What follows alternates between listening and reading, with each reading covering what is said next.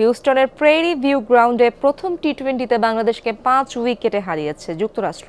টাইগারদের দেয়া 154 রানের টার্গেটে ব্যাট করতে নেমে 5 উইকেট হারিয়ে জয়ের বন্দরে পৌঁছে যায় স্বাগতিকরা।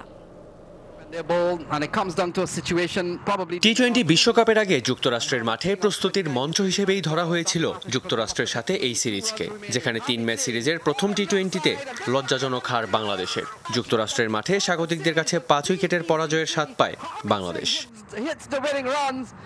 হিউস্টনের প্রেরি ভিউ গ্রাউন্ডে টসে হেরে ব্যাট করতে নেমে 34 রানের উদ্বোধনী জুটি গড়েন লিটন সৌম্য। 14 রান করে জাসদীপ সিং এর বলে এলবিডব্লিউ হন লিটন। সৌম্য স্টিভেন টেইলরের শিকার হন 20 রান করে। সুবিধা করতে পারেননি নাজমুল শান্ত ও সাকিব আল হাসান। শান্ত ফেরেন 11 বলে 3 রান করে। রান আউটের শিকার হন সাকিব। পঞ্চম উইকেটে প্রতিরোধ করেন তাওহিদ হৃদয় ও মাহমুদুল্লাহ। দুজনে মিলে করেন 67 রানের জুটি। মাহমুদুল্লাহ 31 রানে সাজঘরে ফিরলে ভাঙে এই জুটি। শেষ পর্যন্ত হৃদয়ের 58 রানের ক্যামিওতে 153 রান সংগ্রহ করে বাংলাদেশ।